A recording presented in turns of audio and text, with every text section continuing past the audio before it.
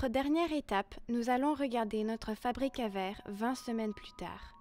Nous avons ajouté les 4 plateaux et notre fabrique à verre est complètement opérationnelle.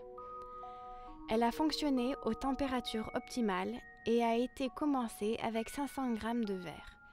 Merci de noter que les résultats varieront selon les aliments, la température et la quantité de verre utilisée. Ici, la fabrique à verre comporte 3 plateaux d'affinage et un plateau d'alimentation. Le plateau supérieur contient des aliments frais. Remarquez les couleurs plus brillantes des fruits et des aliments nouvellement ajoutés. Peu de décomposition a été opérée. Les vers n'ont pas l'air d'avoir migré vers ce plateau. Cela signifie qu'ils travaillent toujours dans les plateaux inférieurs. Notez bien, quand vous vérifiez la progression de vos plateaux, vous pouvez utiliser le couvercle retourné au sol pour poser vos plateaux dessus. Voici notre plateau supérieur en cours de traitement. Remarquez comment les couleurs sont beaucoup plus sombres que le plateau d'alimentation.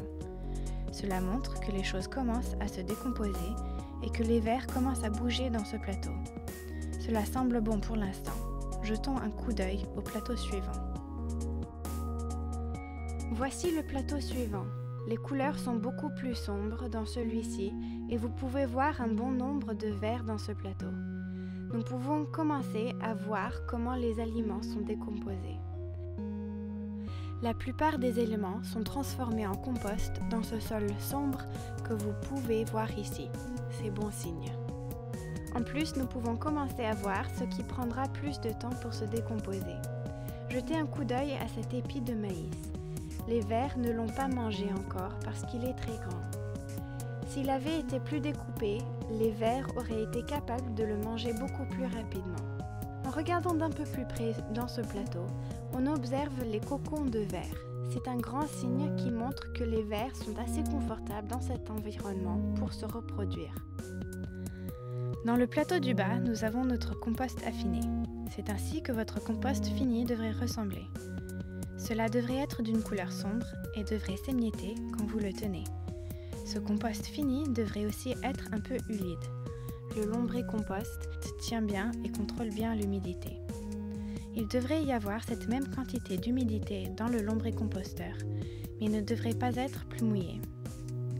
Ce qui est super avec le lombricompost est qu'il est très performant et qu'avec très peu, on fait beaucoup. Les déjections de verre contiennent 5 fois plus d'azote, 7 fois plus de phosphore et 11 fois plus de potassium que le sol ordinaire, les minéraux principaux nécessaires pour la croissance des plantes. Les micro-organismes du sol, présents dans le lombricompost, sont grandement impliqués dans la mise à disposition des matières nutritives au pourtour des racines. Il existe différentes façons d'utiliser le lombricompost dans vos plantes d'appartement ou de jardin. En rempotage, ajoutez 2 parts de terreau naturel à 1 part de lombricompost. Ajoutez-le directement sur le sol. Vous introduirez un surplus de micro-organismes favorables qui contrôleront l'humidité, fourniront l'air aux racines et entretiendront le réseau alimentaire du sol pour nourrir vos plantes correctement. Une autre méthode consiste à faire des trous dans le sol avec les mains et de les remplir avec le lombricompost. De toute façon, ce que vous devez faire est utiliser votre lombricompost comme fertilisant en le plaçant autour des racines.